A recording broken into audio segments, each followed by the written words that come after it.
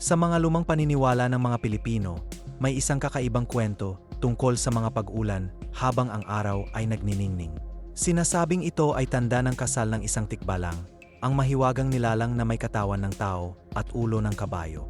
Ang MGA sun shower, na tila isang himala in Kalikasan, ay nagdadala ng MGA mensahimula sa MGA Espiritu.